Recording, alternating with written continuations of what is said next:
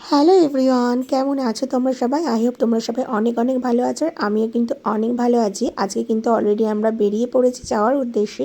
আর আজকে স্টেশন থেকেই আমি মানে বেরিয়ে প্ল্যাটফর্মে চলে এসেছি। তারপরেই আর কি ব্লগিং স্টার্ট করেছি। আজকের ব্লগটা কিন্তু অনেক ছোট হবে।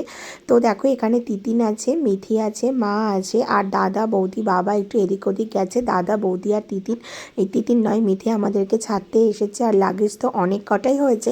দাঁড়াও তোমাদেরকে দেখাচ্ছি। দেখো কতগুলো লাগেজ হয়েছে, 3টে ট্রলি হয়েছে, তাছাড়াও আরও ছোট ছোট ব্যাগ হয়েছে, 4টে, টোটাল 7টা ব্যাগ হয়েছে। আমার একটা, মার একটা, বাবার একটা, আর একটা হচ্ছে খাবারের ব্যাগ।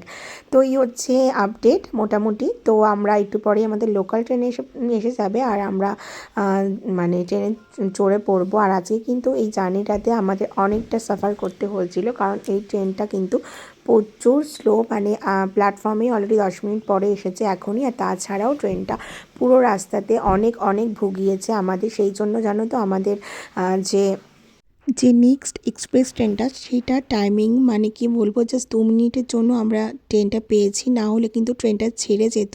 মানে আজকের ট্রেন জার্নিটা ভীষণ সাফার করেছি, সেই জন্য না কি বলবো, সেভাবে ভিডিও ফুটেজ আমি নিতে পারিনি যে তোমাদেরকে শেয়ার করবো। আর একটু পরেই কিন্তু আমাদের লোকাল ট্রেন চলে আসবে। আর এখানে কিন্তু দাদা বাবা বৌদি সবাই চলে এসেছে, আর আমরা ট্রেনে উঠেও পড়েছি। আর আজকে ট্রেনটা কিন্তু ভালো রকম ভিড় হয়েছিল। ভেবেছিলাম যে রাতের দিকে ট্রেন হয়তো ভিড় হবে না, কিন্তু অনেকটাই ভিড় হয়েছিল। আর ট্রেনটা তো জাস্ট জামভাবে ভুগিয়েছে, মানে একদম স্লো চলছে। তারপরে আধা ঘন্টা তো রাস্তার মধ্যে দাঁড়িয়েই ছিল। দেখো সব ট্রেন ক্রস করে যাচ্ছে, আমাদের ট্রেনই চলছে না। মানে লাস্টে তো ভীষণ টেনশন হয়ে গেছিলো যে আদৌ আমরা ট্রেন পাবো কি না।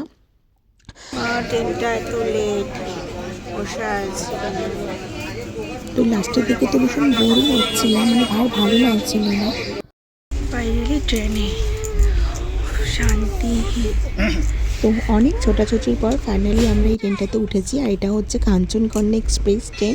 তো এটাকে আমরা জাস্ট 2 মিনিট আগে আমরা জাস্ট ট্রেনে উঠেছি, তারপরে ট্রেনটা চালু হয়ে গেছে, মানে চলা শুরু করেছে। আর বাড়ি থেকে আমরা 1 ঘন্টা হাতে সময় নিয়ে বেরিয়েছিলাম, আর 2 মিনিট আগে আমরা ট্রেনটা পেয়েছি। না হলে কিন্তু ট্রেনটা, মানে আজকে ট্রেনটা পুরো মিস হয়ে যেত।